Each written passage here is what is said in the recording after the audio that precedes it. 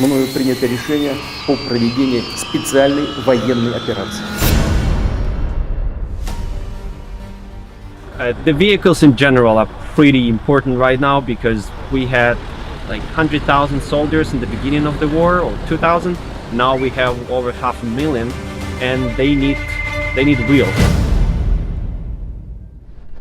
If you're a human being on Earth and there's another human being on Earth struggling, no matter how small the gesture may be, there is something that you can do to help. And Stephen Satinder, the owners, decided that they would donate one of these vehicles. They were asking for right-hand drive vehicles. They're having a lot of issues with snipers shooting the drivers of the vehicles, things like that. And they wanted right-hand drives to confuse their snipers, and they need a lot of it for medical aid, frontline sort of movements, things like that. So we had one. We decided we'd donate it. Myself and Owen, my colleague, decided that we would help logistically as well as donate the vehicle from Steve's side. We thought we'll drive it.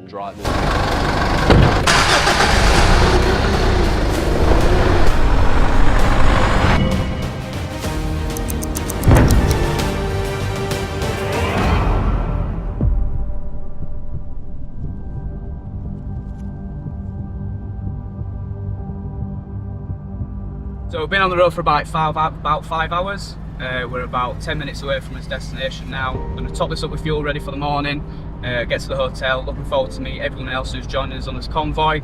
Nice early start in the morning for the ferry, and land in Calais, and then we are going to go through France, Germany to Poland, to then reach our destination in Lviv in Ukraine. That's where we're going to be meeting Ivan, the guy from Cars for Ukraine. Hopefully he's going to take us to see a bit of what goes on with the cars and how they get ready for use in Ukraine, and then we'll be dropping off the donations to the relevant people and places that they need to go.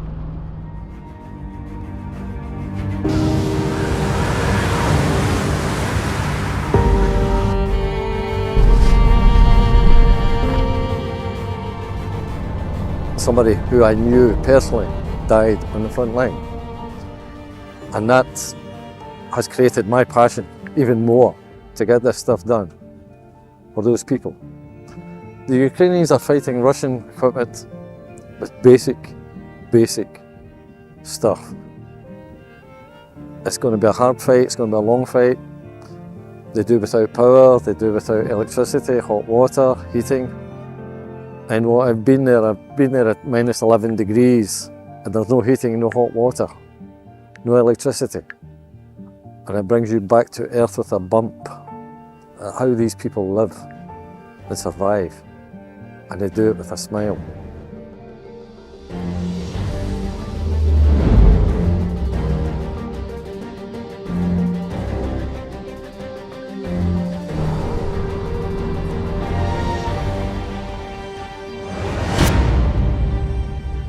The stories that are coming out of Ukraine around the actual fighting are really terrible, and you've got really one of the bravest peoples fighting for their own basic freedoms that we all take for granted, and they do need our support. And I think for me, when I really understood that, that was a transformational moment, and it's given me very high levels of motivation at a time of year that's usually a bit doomy gloomy.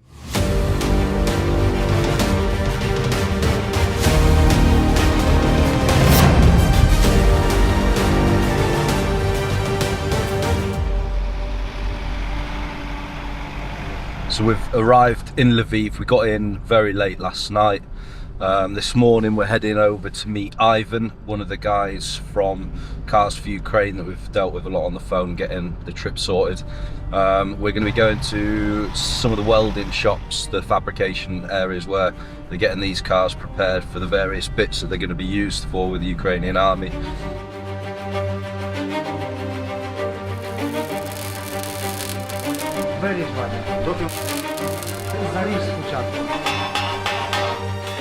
Це є моє приміщення, яке я виділив під це, щоб ми могли забезпечити наших хлопців на передовій, щоб ми могли якось максимально полегшити їм там ті умови, наскільки ми це зможемо.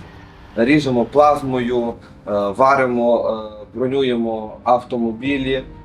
Коли є в наявності у нас інструмент якийсь, ну то в принципі все. Ми, в принципі, тут всі пов'язані війною, тому що це не має значення, там, чи є в мене хтось, чи немає. Звичайно, в мене є родина в Запоріжжі, в Маріуполі є, які зараз знаходяться під окупацією, і це робиться для майбутнього нашого.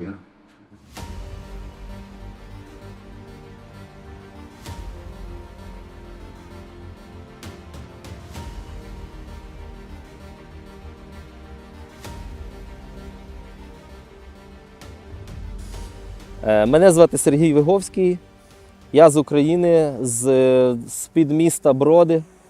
Займався раніше дахами, ремонтував дахи і робив нові дахи.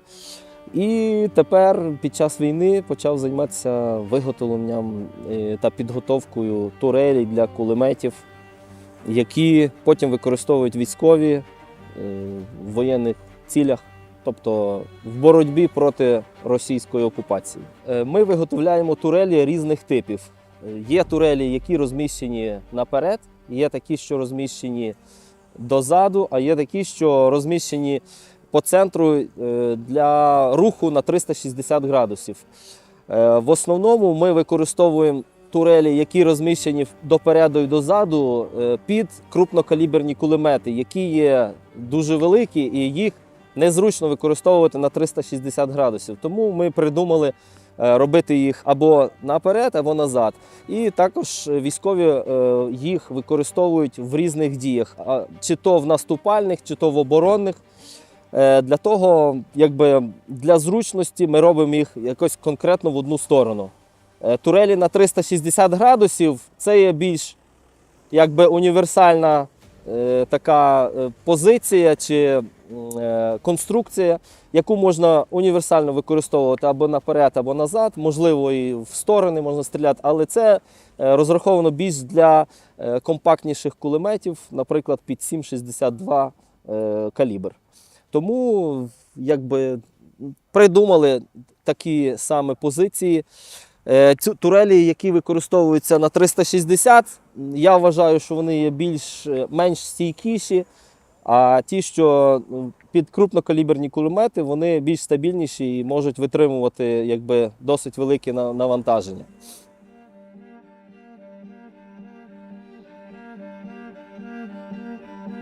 You know, they have this bio labs where they teach goose to fight in Ukraine. So we made fun of that, and they made this fighting goose, and they fly to Russia and shit on them. And it's not shit, it's a nuclear weapon. So shit on them, and they will be fine with that. They got used to eat shit from the news. That's gonna be one for you as well. Прохання для всіх, будь ласка, допомагайте нам чим зможете, допоможіть нам сьогодні, щоб ми завтра не були під окупацією цього зла. Дякую всім тим, хто допомагає нам в скрутний момент. Дуже ми вам вдячні всі. Дякуємо і політикам, і всім, хто відстоює наші права на державному рівні.